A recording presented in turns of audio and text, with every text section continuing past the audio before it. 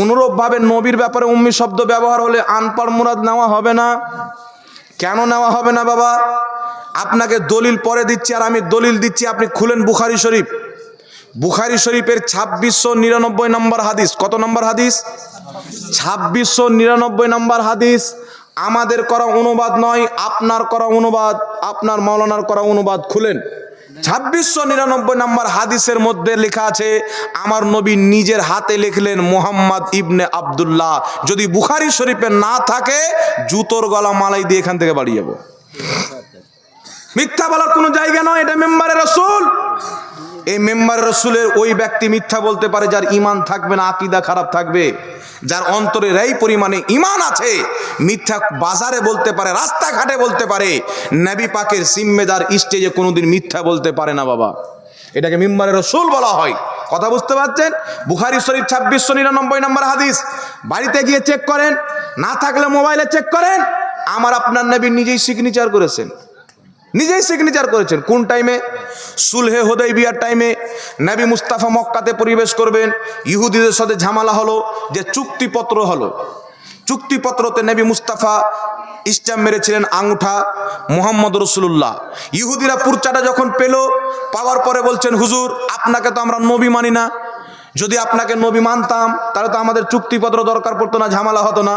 তো আপনি নবী কেন লিখলেন? মুহাম্মদ রাসূলুল্লাহ মানে আল্লাহ রসুল মুহাম্মদ, এটা কেন লিখলেন? আপনি লেখেন, নেন এটা কাটিয়ে আপনার নাম লেখেন। নবী পাক আলীকে চিঠিটা দিলেন, বললেন আলী তুমি এটা কাটিয়ে মোহাম্মদ ইবনে আমার নামটা লিখে দাও, মোহাম্মদ রাসূলুল্লাহটাকে মুছে দাও। হযরত আলী বললেন, হুজুর আল্লাহর কসম আমি মুছতে পারবো না। নবী পাক ওনার হাত থেকে পুরচাটা নিয়ে নিলেন। ফাকাতাবা মুহাম্মদ ইবনে আব্দুল্লাহ, হাদিসের শব্দ। নবী মুহাম্মদ রাসূলুল্লাহটাকে মুছে নিজের হাতে লিখলেন মুহাম্মদ ইবনে আব্দুল্লাহ। এটা জোরে হবে না সুবহানাল্লাহ? এই বিষয়ে একটি কিতাব লেখা হয়েছে বাবা। আমার উস্তাদে মোহতারাম মুফতি আশরাফ রেজা নাইমি সাহেব কিতাব লিখেছেন, রাসূল সাল্লাল্লাহু আলাইহি সাল্লাম কি নিরক্ষর ছিলেন। এই কিতাবের মধ্যে এ টু জেড দলিল দিয়ে প্রমাণ করা আছে। কিয়ামত তো আসতে পারে, কেউ সেই কিতাবের খণ্ডন করতে পারবে না ইনশাআল্লাহ, আমার চ্যালেঞ্জ। ওই কিতাব যদি ইনশাআল্লাহ আপনাদের ডোমকুলের মাটিতে কোনোদিন আসি, ইনশাআল্লাহ নিয়ে আসবো। অতি শীঘ্রই ছাপাতে দেওয়া হয়েছে, কিতাবটি আসবে। আমি যদি এইদিকে আসি তো নিয়ে আসবো।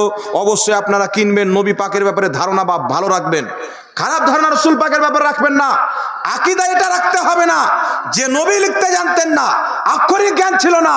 আকীদা রাখতে হবে, মুস্তাফা যদি ইশারা করে দেয় চন্দ্র লিখতে আরম্ভ করবে, মুস্তাফা যদি ইশারা করে দেয় সূর্য লিখতে আরম্ভ করবে, মুস্তাফা যদি ইশারা করে দেয় গাছপালা লিখতে আরম্ভ করবে।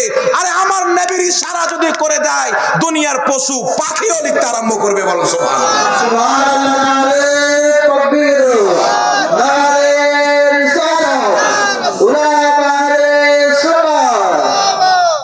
যেই নবী ইশারা করলে চাঁদ দুই টুকরা হয়ে যায়, যেই নবী ইশারা করলে সূর্য ফিরে চলে আসে, যেই নবী ইশারা করলে আবু জেহেলের মুঠে পাথর কলমা পড়ে, সেই নবী যদি বলে দিতেন গাছ লেখ, লিখতো কি লিখতো না?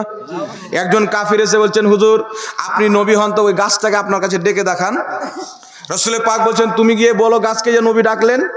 গাছের কাছে গিয়ে যখন বললেন, গাছ দুই দিকে হিললো, হিলার পরে সুজা নবীর দরবারে হাজির। সালাম দিয়ে আবার সুজা নিজের জায়গাতে গিয়ে লেগে গেল। তো নবীর ইশারাতে গাছ যখন আসতে পারে, নবী যদি বলেন লেখ তো লিখতো না? এই জোরে বলেন, লিখতো কি লিখতো না? এটা কোন মস্তিষ্ক বিশ্বাস করে? এটা কে মানতে পারে যে মুস্তাফা সাল্লাল্লাহু আলাইহি সাল্লামের আক্ষরিক জ্ঞান ছিল না, উনি লিখতে জানতেন না? এটা কোনো জাহিলের বক্তব্য হতে পারে, কোনো আলিমের বক্তব্য হতে পারে না। বুখারী শরীফ খুলেন 2699 নম্বর হাদিস খুলেন। আমার নবী নিজে সিগনেচার করেছেন। ইমাম কাজী আয়াজ রাহমাতুল্লাহ আলাইহি সারা পৃথিবীর গ্রহণযোগ্য ইমাম, বহুত বড় মুহাদ্দিস, নিজের কিতাব শেফা শরীফের মধ্যে হাদিস নিয়েছেন। আমার নবী উপরে যখন ওহী আসতো, তো যেই সাহাবারা ওহী লিখতেন তাদেরকে বলা হতো কাতিবে ওহী। আর ওই কাতিবে ওহীর সর্দার ছিলেন সাইয়্যিদনা আমিরে মুআবিয়া রাদিয়াল্লাহু তাআলা আনহু। উনি বসে আছেন, ওহী আসছেন, লিখছেন। আমার নবী বলছেন, আমিরে মুআবিয়া আলিফটাকে সুজা করে লেখো, বাটাকে এইভাবে লেখো, তাটাকে এইভাবে লেখো, আল্লাহ শব্দটা সুন্দর করে রাখো, রাহমানটা সুন্দর করে লেখো, রাহমানের মিমকে অন্ধ করিও না। আমার আপনার নবী আলিফ থেকে নিয়ে ইয়া পর্যন্ত আমিরে মুআবিয়াকে লিখতে শিখাচ্ছেন। আর আমি মৌলবি বলছি যে আমার নবী লিখতে জানতেন না, আক্ষরিক জ্ঞান ছিল না। যার আক্ষরিক জ্ঞান থাকবে না, সে কি করে বলবে যে মিমটাকে অন্ধ করিও না, মিমের মাঝে একটু ফুটো থাকে। আল্লাহ শব্দ সুজা করে লেখো, আলিফটাকে এইভাবে লেখো, বাটাকে এইভাবে লেখো। আক্ষরিক জ্ঞান যদি না থাকে তো কি করে বলবে? তার জন্য উঠান, হানাফি মাযহাবের ইমাম ইমাম ইসমাইল হাক্কি রহমাতুল্লাহ আলাইহি নিজের কিতাব তাফসিরে রুহুল বায়ান, যিনি মক্কা শরীফের ইমাম ছিলেন, তাফসিরে রুহুল বায়ানের মধ্যে লিখতেছেন আল্লাহর নবী সাল্লাল্লাহু আলাইহি ওয়াসাল্লাম নিজে আক্ষরিক জ্ঞান জানতেন, অপরকেও শিক্ষা দিতেন। একটু জোরে বলতে হবে সুবহানাল্লাহ। ইমাম ইবনে হাজার আসকালানী, যাকে সবাই মানে, আহলে হাদিস ভাইরাও মুহাদ্দিস মানেন, দেওবন্দি ভাইরাও মানেন, আমরাও মানি, সবাই তিনাকে মুহাদ্দিস মানেন। তিনি নিজের কিতাব ফাতহুল বারি শারহে সহিহুল বুখারী, এই বুখারী শরীফের অনেক সারা লেখা হয়েছে, তার মধ্যে শ্রেষ্ঠ সারা সৌদি আরবের ছাপ, সেই কিতাবের মধ্যে লিখছেন দয়ান নবী মায়ের নবী সাল্লাল্লাহু আলাইহি ওয়াসাল্লাম আপন হাতে সিগনেচার করেছেন। জোরে বলতে হবে সুবহানাল্লাহ। এত দলিল থাকার পর উম্মি শব্দ অপব্যাখ্যা করে নবী পাককে এটা বানানো যে লিখতে জানতে না, আক্ষরিক জ্ঞান ছিল না, এটা কে বিশ্বাস করে বাবা? আমি তো বুঝতে পারছি না। ওই মহান ব্যক্তি যেই নবী মুস্তাফা বলছেন বইস্ত মুআল্লিমান, আমি পৃথিবীর শিক্ষক হয়ে এসেছি, একটু জোরে বলেন না সুবহানাল্লাহ। নবী বলছেন বইস্ত মুআল্লিমান, আমি পৃথিবীর শিক্ষক হয়ে এসেছি। যেই ব্যক্তি শিক্ষক হয়ে আসে ওই ব্যক্তি লিখতেও জানে, ওই ব্যক্তি পড়তেও জানে না। কি বলেন বাবা? আল্লাহ কি বলছেন কোরআন পাকে শুনবেন, হাদিস থেকে দলিল দিয়ে দিলাম, মুহাদ্দিসদের কিতাব থেকে দিয়ে দিলাম। এইবার আল্লাহর কোরআন কি বলছে দেখেন। আচ্ছা বলেন তো, দুনিয়াতে এমন কোনো ইলম আছে যেটা কোরআন পাকে নাই? বলেন, দুনিয়াতে এমন কোনো ইলম আছে যেটা কোরআন পাকে নাই? ম্যাথমেটিক কোরআন পাকে আছে না নাই? ইলমুল মিরাজ কোরআন পাকে আছে না নাই? জোরে বলেন। বিজ্ঞান কোরআন পাকে আছে না নাই? ইঞ্জিনিয়ারিং কোরআন পাকে আছে না নাই? সব জমিনের ইলিম কোরআন পাকে, আসমানের ইলিম কোরআন পাকে। আল্লাহ বলছেন জমিন আসমানে এমন কোনো শুকনো জায়গা, এমন কোনো ভিজা জায়গা নাই যার জ্ঞান কোরআন পাকের মধ্যে নাই। সব পাবেন, জমিন আসমানে যত কিছু ইলিম আছেন। আর আল্লাহ কি বলছেন জানেন? আল্লাহ বলছেন আর রহমান আল্লামাল কুরআন, আমি আল্লাহ রহমান আমার নবীকে কোরআন শিখিয়েছি। কিছু বাদ দিয়ে শিখিয়েছে?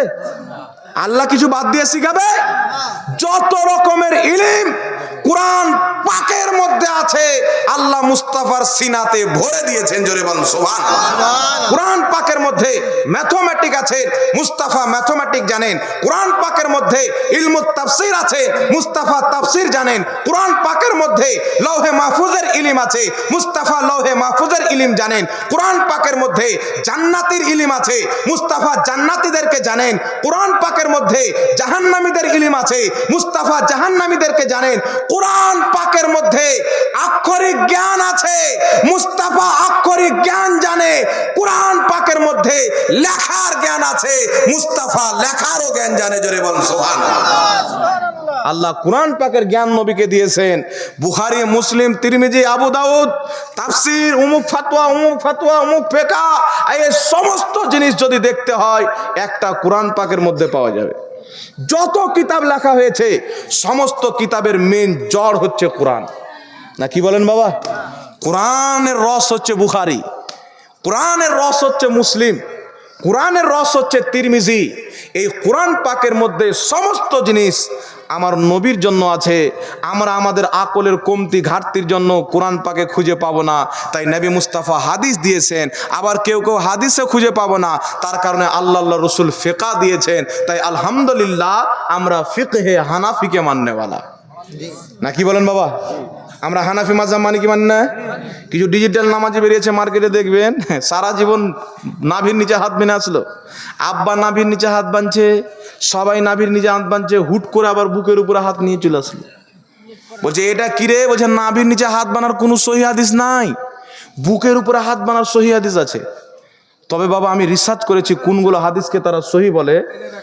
বুকের উপরে হাত বাঁধার পৃথিবীর কোনো কিতাবে কোনো একটা সহি মারফু হাদিস নাই, নাই, কোনো কিতাবে নেই। আল্লাহর কসম খেয়ে বলছি, কোন মৌলবি যদি বলে আছে, সে ডাহা মিথ্যা কথা বললো, হাদিসের নামে জালিয়াতি। কথা বুঝতে পেরেছেন কি পারেন না বাবা? হাদিসের নামে জালিয়াতি। নাভির নিচে হাত বাঁধার সহি হাদিস মুসান্নাফে ইবনে আবি শাইবার মধ্যে রয়েছেন, যে ইমাম ইবনে আবি শাইবা ইমাম মুসলিমের ওস্তাদ ছিলেন। সুবহানাল্লাহ বলেন। তার কারণে ইমাম তিরমিজি শরীফের মধ্যে লিখেছেন অধিক অংশ সাহাবা আহলুল ইলমদের মত হচ্ছে নাভির নিচে হাত বাঁধা, আবার অধিক অংশের মত হচ্ছে নাভির উপরে হাত বাঁধা।